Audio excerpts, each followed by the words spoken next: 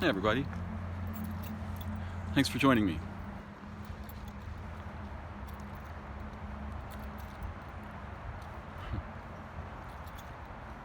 Before I begin to speak, I have to imagine. I have to become concerned.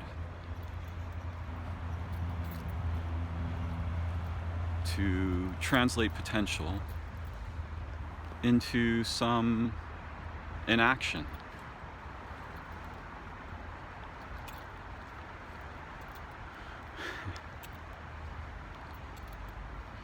And I started out thinking about a paradox.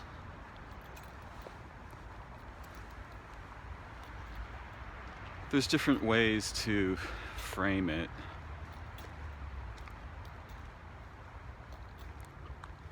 And the language makes cuts in reality and possibility, both, that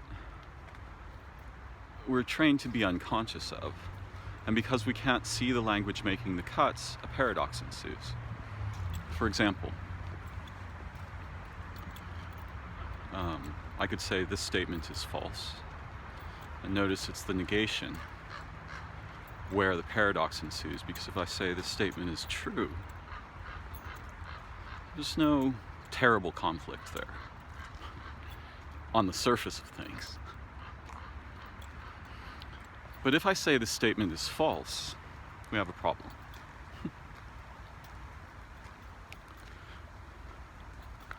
The problem can be understood from many different perspectives, and I think it's an extremely fruitful problem, a beautiful, elegant toy of teaching and maybe even awakening. It wasn't posed for the purpose of just stymieing our minds. Right? At least I suspect it is very unlikely that was its origin. No, there's a problem with certain peculiar forms of negation inside the context of assertion. But there's a weirder problem,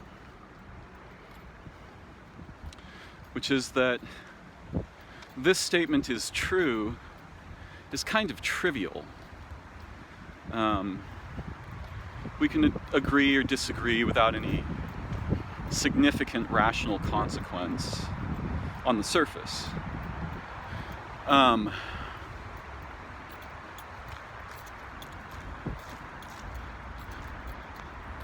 even that cut, when looked at carefully, is very nuanced and bizarre. It's just not as obvious as when we use the negative, so to speak, right? We could talk about that different ways too.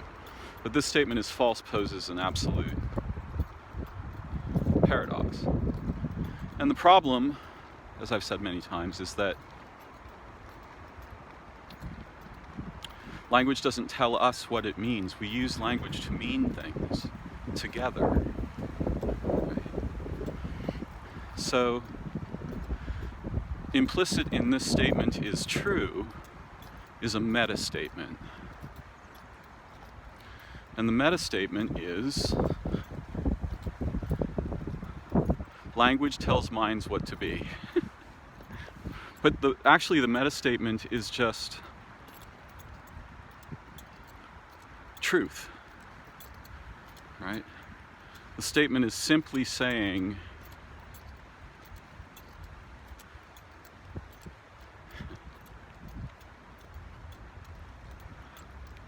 that the truthfulness of statements pervades over their content.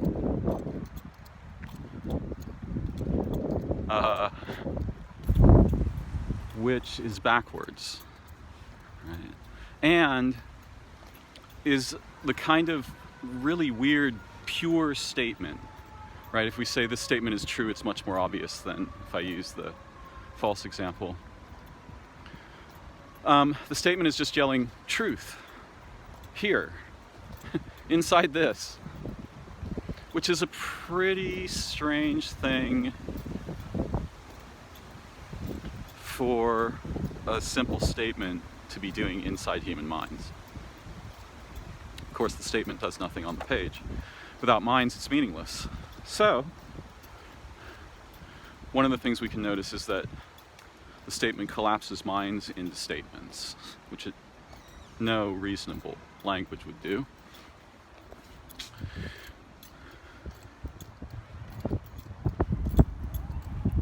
Both statements, this statement is true and this statement is false, are twins in the sense that, but they're weird twins. The false one has extra dimensions of brokenness, or displays them more obviously, right?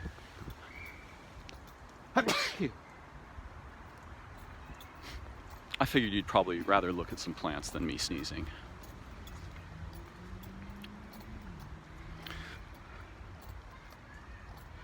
So we can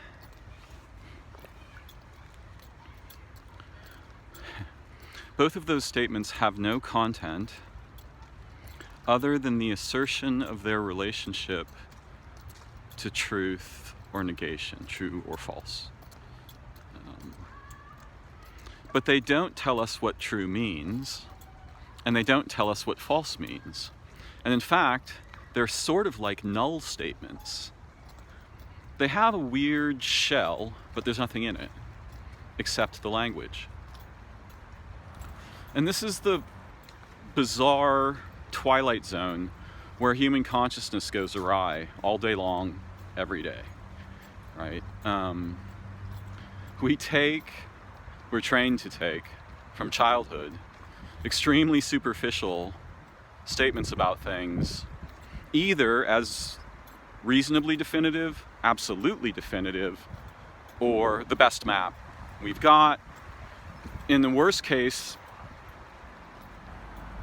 we exchange our relationships with our own minds, our humanity, our intelligence, our creativity, with tokens. That's a tree. That's $1. That's a sports car. That's a book. And when we do this kind of thing, meaning and identity, our own identity, it's not that they disappear, but we're sort of cognitively defecting from them into the abstract space of statements and models and ideas and averages and generalizations and our, mostly extremely crude understandings of statistics and things like this. And there's a position up from this strange pair that I really like, because this statement is true, actually has like 9 out of 10 of the same confusions embodied in it. Not that there's a specific number, and probably I'm concerned with 3. I like the superficial okayness of this statement is true.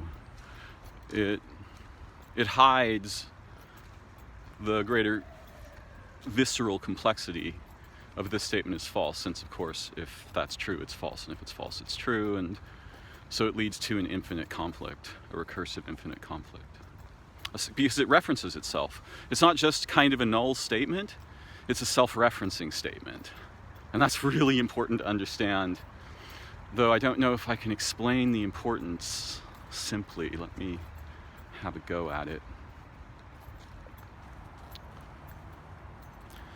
Processes capable of uniquely including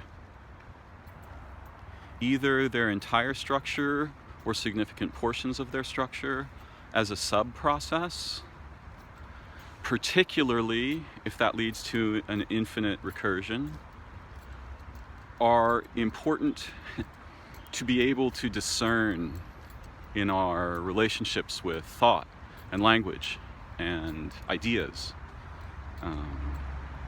There are some processes that just fold back on either the entire process, which I'm pretty sure is what's happening in both of these statements, infinitely, or they There's a kind of partial recursion that tends to be much more interesting, in which different aspects of the whole are reprocessed inside the super process.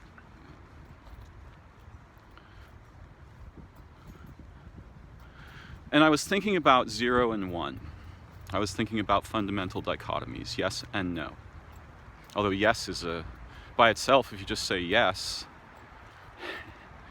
it's just kind of a floating affirmation. And if you just say no, it's the same. It's a floating negation. Because without context, the tokens don't inherit meaningful character. All of our words are like this. All of our language is like this. It's almost like saying without equations, numbers don't have any implicit meaning other than their order in a system. So I was thinking about fundamental dichotomies and trying to wrap my mind in a new way around this similar problem of the set of all sets that contain themselves. And these are sort of philosophical issues in set theory, and I'm sure they've been resolved and other people can speak to them vastly more insightfully than me. But on the one hand, we have the set of all sets that include themselves, and there's no apparent superficial paradox there. But if we go to the negative of that, the set of all sets that don't include themselves as members, now we have a problem. And here's why. The superset has to include itself, right? On the positive, no standout terrifying issues that I can see. Maybe theorists have, and I'd love to hear about them if so. In fact, I'd love to hear anything about this from anyone who knows something about it. I'm just an amateur armchair adventurer trying to understand strange things. But yeah, the set of all sets that don't include themselves as members must include itself. See the problem with that one recursion there? So when we talk about sets that have a relationship with including themselves or not, it's possible for us to be speaking about recursion. And base recursion in math is deceptively simplistic in comparison to its origins in nature. Let me put it that way. It's dimensionally kind of empty, right? It's pure function. And there's no such recursion in nature. There's no recursion in nature that's pure function.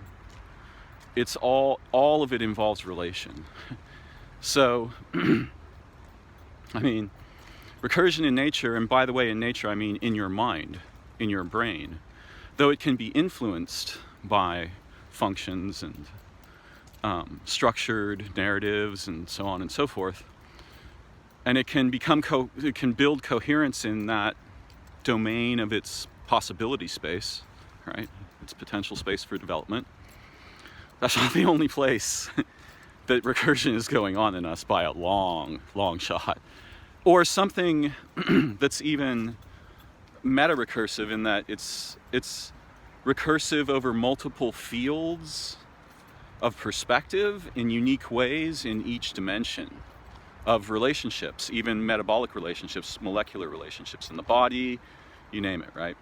So this whole recursion thing, which I've spent 30 years trying to understand more than the math about, and the math to some small degree as well, it's a really important thing.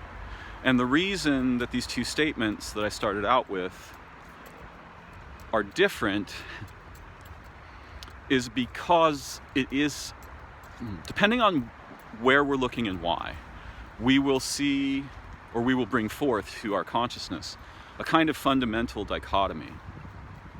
And it's naive if we take that as like the basis of all things, but it's not naive to be informed by it, right?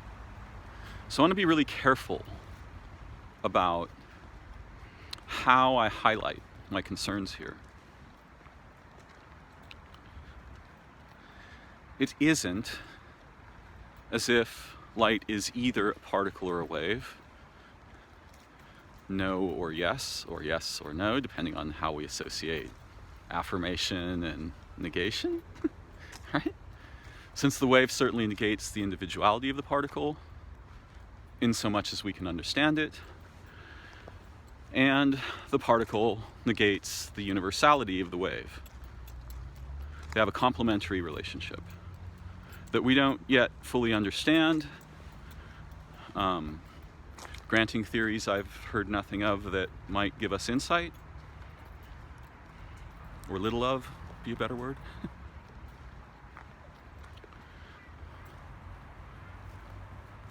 Depending on the scope and the point of view that we bring to inquiry,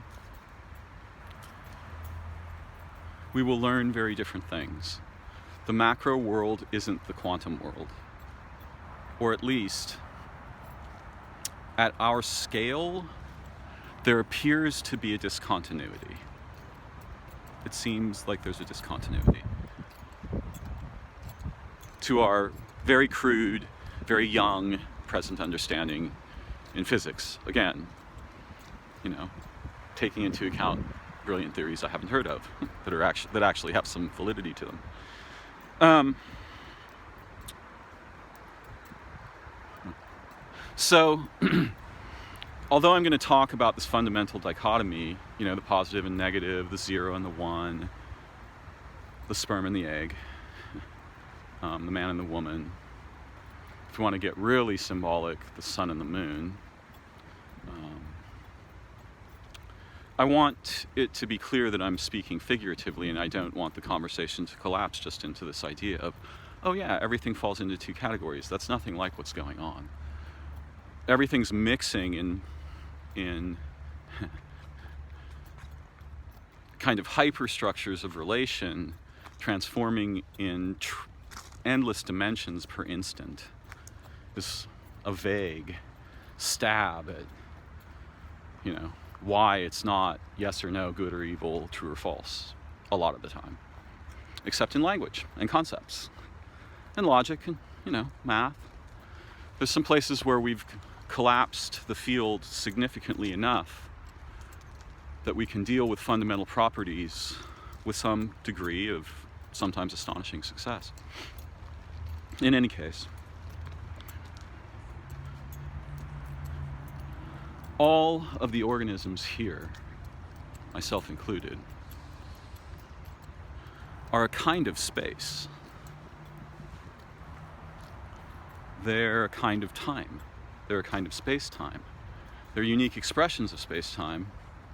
And there are intricately propagating dimensions of relational potential between them, and conceivably a conflict potential. Right.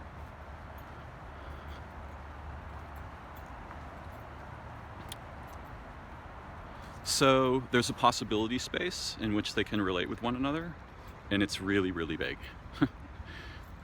It's staggeringly endless, essentially, effectively endless. And there's a possibility space in which they can conflict with each other, but it's going to be a much tougher game if you have to fight all the time. So they tend to hitchhike on each other. And they tend to find new ways to do this. And this is actually part of how humans just learn, right? But what I'm trying to say is, one way to think about life is that it invents new kinds of gaps between beings, minds, intelligences, and then it crosses those gaps. Those gaps like 0, the crossing is like 1, right? 0 is this really strange thing that points at the field of as yet undifferentiated potential. Now I'm using the word is figuratively. As if zero has this property, because many people may hesitate to ascribe this. Perhaps reasonably. In any case, it can be seen as if it refers to the field of the entire possibility of the number space as yet undisambiguated by the intrusion of purpose, point of view, scope, system. And one sort of represents the intrusion of structuring, in structuring, potency. If we're to take them at their sort of base holophore-like essence in some way. Though again, feel free to disagree. I'm trying to play with some toys here. So, the bee and the flower, right? Life, there's all these gaps in nature. The bees go flower to flower, connect those gaps, essentially doing that thing that I'm talking about, which I think might be one of the super superior forms of everything about being alive, right? It's a modest toy, but it's a very useful one, I think. We undergo this process of traversing gaps of all different kinds, you and I, financial, emotional, psychological, relational, economic, vocational, cognitive, psychic, visionary, imaginal, right? It's like, but fundamentally, sperms cross impossible gaps to make new human beings. And there's like a living one and a zero fundamentally in the biological basis of human reproduction, but not just, of course, human reproduction. The paradigm's well instanced throughout nature, right? Whether bees are involved. And who knows, maybe something like bees are involved with human reproduction. We're just not aware of it. It's entirely possible. No one's mapped the incredible landscape of the relations between organisms to any even modest degree of completion. There could be all kinds of fascinating things going on. Not that we need to get sidetracked by that. So, even the words that I'm using right now, I'm using them to traverse gaps in my own mind. Gaps that I don't know the origin of, and I don't actually know the origin of the words that I'm using. Because the mind is a set that includes itself, but it's largely unconscious of how and why and the origins and, what's actually going on with that situation.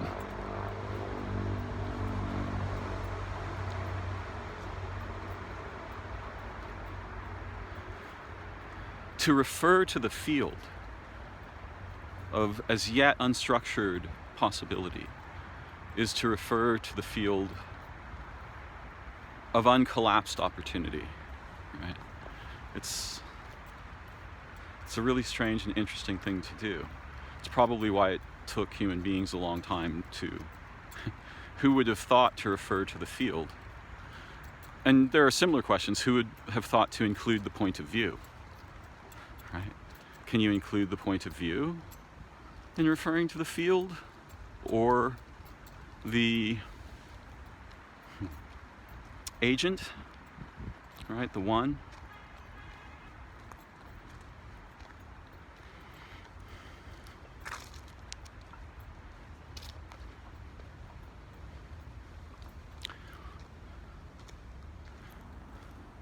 One of the lessons from the initial two statements is that minds supervene over statements. Language is a toy. It certainly doesn't tell us what it means. And if we collapse the ordinary dimensionality of our relationship with language sufficiently enough, we get these paradoxes like this statement is true, this statement is false. You can also split that up and put those on two sides of a card, right? The statement on the other side of this card is true. The statement on the other side of the card is, the statement on the other side of this card is false.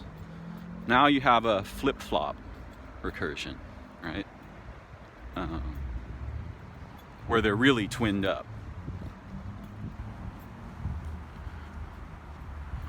But I think what was actually on my mind was fertility. All the different kinds of gap crossing.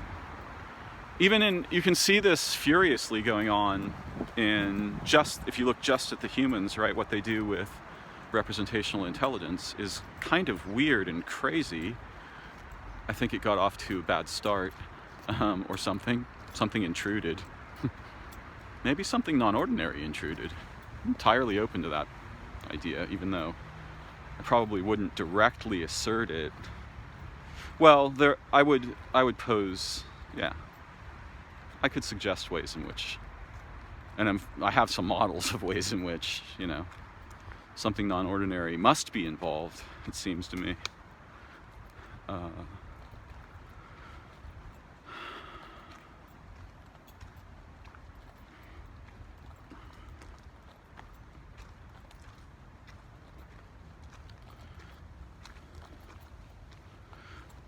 But I'm astonished by the way organisms create and cross gaps. And though I have no specific idea of exactly how life arose on Earth, I have some fairy tales and stuff. I suspect that there were incredible gap crossings going on that were totally epic. And might have involved other galaxies, who knows what.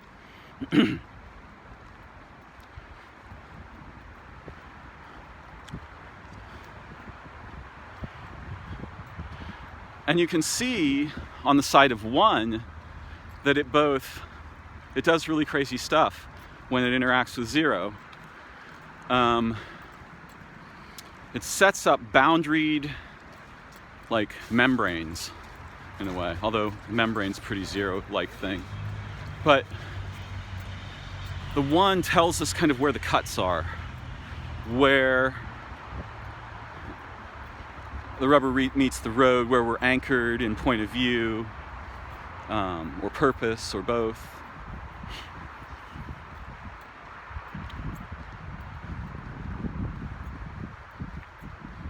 I was reminded of the parting of the Red Sea in the Bible, right? As a moment of profound, metaphoric instance of this property. Moses, who we imagine holding a staff, symbol of disambiguation, power, penetration, distinction, the one. And he parts the great ambiguity of the waters, and his people escape their pursuers, who are destroyed by that ambiguity.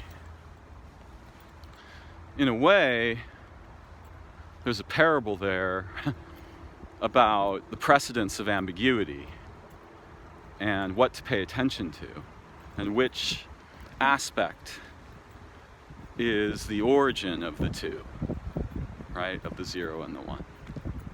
Because in the origin, you'll find intelligence you cannot locate. It's been discarded from the agent on purpose. Yeah? The agent is, without it, the whole thing falls apart, but it's not the origin. And if I were to stretch a little bit and risk getting it wrong, I think in terms of our humanity, the right hemisphere is the origin of the capacity for the more structured activities. And maybe I should make more distinctions, but yeah, right hemisphere 0, left hemisphere 1. And the agent divided from its origin becomes catastrophically misguided. You can see something like this, or actually you could use this as a lens through which to look at human culture, societies, and behavior, and you would see, yeah, when it no longer cares about its origin, one could literally say something like, they who have forgotten their mothers, or women altogether, or that there even is an origin. I mean, I say this in a simple way. I was an organ in a female before I was a male, right? It's fairly obvious to me what the precedence is. It's biologically implemented.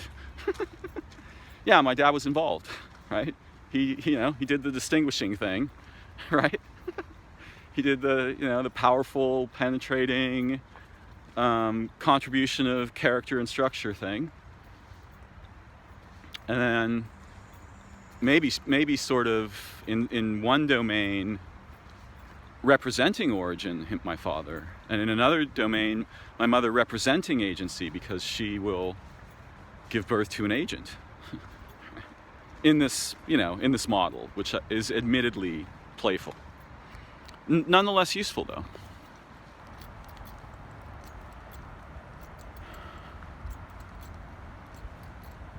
The humans have invented all kinds of abstract gaps, right? And they're relating together, well, maybe it's the wrong word. They're misrelating in a layered array of fictions, right? Doesn't mean they're not having actual human experience. Of course they are. They're all human. But a lot of the gaps we create and then have to cross are in domains that don't exist really at all. We invented them. They're ideas, right? They're abstractions, systems, institutions, corporations, governments, societies, and so on.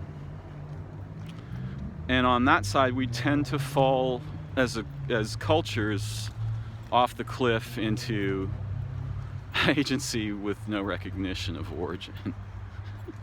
And if there's no origin, essentially you can do no wrong. Right? There's no one to, well, you're not counting those who will viscerally reject that, but essentially you can get away with anything because there's nothing to offend. You wrote all that off. Someone wrote all that off when they severed their ties to origin, to potential, to the fact of shared origin, to the fact of shared destiny. If you can excise all of that,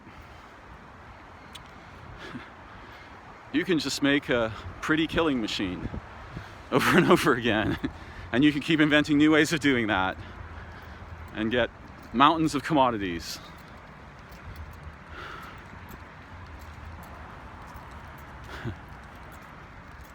So yeah, agency without meaningful context is really fraught and confusing situation for animals like us. But to circle back toward the two statements,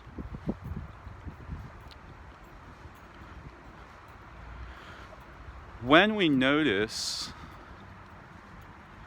that this statement, the aspect of our awareness that we use to determine that the phrase, this statement is false, the aspect we use to notice that paradox only sees a paradox if it admits that statements tell us what they mean. And that aspect, which is the aspect we well, it's a unique instance of the aspect we use to understand statements in language. And it's imaginal. That faculty is imaginal, by the way. No imagination, no more understanding things. But, you know, the imagination is just a trivial thing we should dismiss. It's just our imagination. In any case, that faculty that we use to parse and disambiguate the meaning of the statement is the faculty that would otherwise maintain a superposition and see, wait a minute, first of all, this is probably a null statement. Secondly, it's a weird kind of null statement. Thirdly, it's a null statement that refers to its own validity. There's something interesting. And we would notice this about both of them. Fourthly, the statement, implicit in the statement, is that minds collapse into statements so that statements tell minds what to see, what to be aware of, what to validate or invalidate. And they never did that. So we would notice with that same faculty the collapse of these two crucial orders, right? Ideas or concepts or statements or language or math, and the minds that in relation with them may mean things or be accomplishing a function, but the minds don't collapse into the statements any more than they do the math. So we would hesitate, right? If we're aware of this, if you're aware of it, if somehow I've communicated this, you would notice that when I say this statement is false, essentially the statement's pretending to be a mind. It's not only that, it's pretending to be your mind. And this turns out to be a really deeply entrenched vulnerability of our people. We get confused between statements and being. We get confused between tokens and what they point at. The idea that that's a tree is pretty much meaningless. It just means I made a label to stick on that completely inconceivable phenomenon going back to the beginning of life on Earth with endless dimensionalities of relations with every being in all of time. I mean, but no, I can throw all that away. Just go like, it's a tree. It's just a tree. What are you worried about? What are you thinking about? It's nothing to think about. It's just a tree. I mean, there might be some peculiar way in which that's true, but I'd have to evict the just from the sentence. Our thinking systems are tree-like. They're cloud-like too, right? They're tree-like on the agent side, they're cloud-like on the potential side.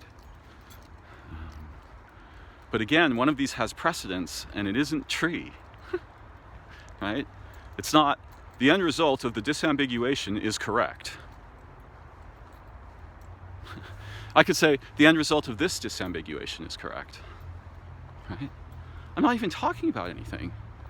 Those are words about themselves.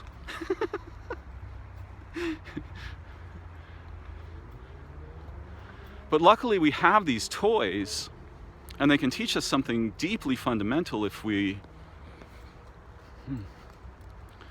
find them intriguing, fascinating. And I certainly do. Because the moment of insight, when I finally see through this wall of veils, right, into, the paradox is a portal to the recovery of faculties of my own awareness and intelligence. That's a really different thing from the seemingly trivial, chicken-egg question, which is essentially the same question, right? Is it the pure, undifferentiated potential that comes first, or is it the agent? Huh?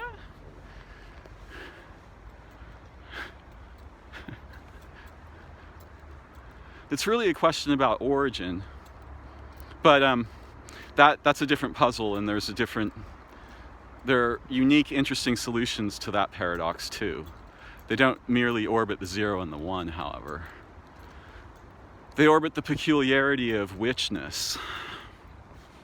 Who decides whichness? And the decision of whichness comes before, like to impose whichness on that in time, comes before the problem. And that's one of the key features of that paradox, I think.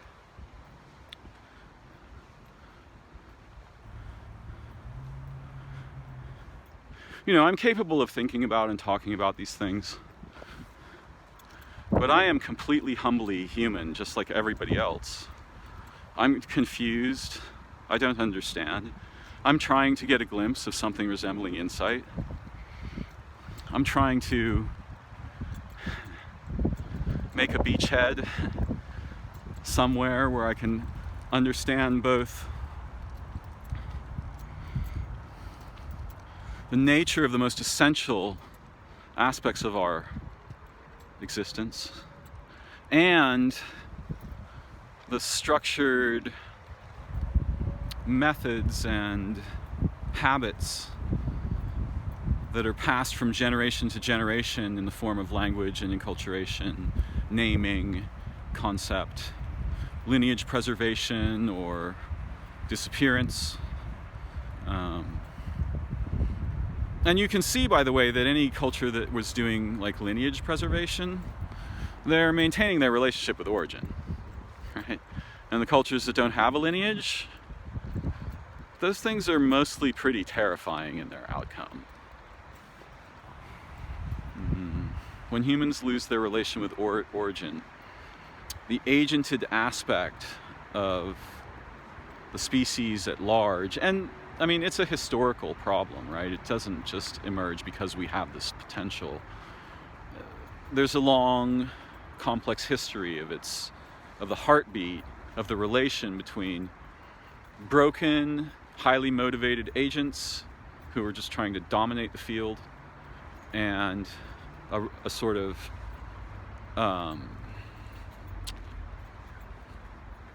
rewinding, right, back into ambiguity, the unknown, the mysterious, potential, and then the resurgence of agents, their transformation into what do I want to call them?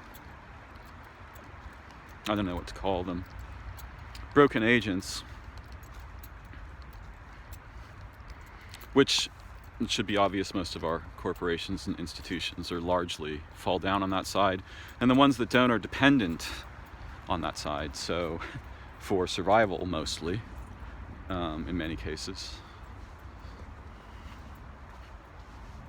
But yeah, there's this sort of ebb and flow, even in my own mind, right, between my capacity to open up to drop my stories, to drop my structured habitual behavior and open up to a broad field of potential, and then maybe re-navigate, right, instead of just doubling down on my last 10 moves every day for my entire life. And believe me, I struggle with that, in case it isn't obvious. The fact that I can see doesn't necessarily mean I can do. And sometimes by seeing, I'm hoping to illumine the terrain ahead so that I can chart a course in that direction. However poorly I may do at implementing that. And that's what I think is some of the most beautiful work we can do together, is learn to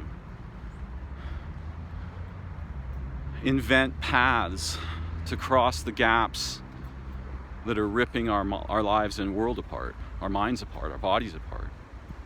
Right?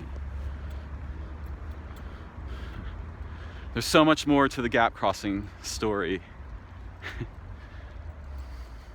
But I think if you use it as a lens, you'll find very fruitful intelligence and novelty, because what it magnifies is extremely interesting. And one of the things that leaps out at us when we first glimpse this is that, yeah, local beings, organisms, they are absolutely incredible because it's going on inside them trillions of times per picosecond. But the between of beings is sort of like where it's at. Yeah. Thanks for joining me. Hope to see you again next time.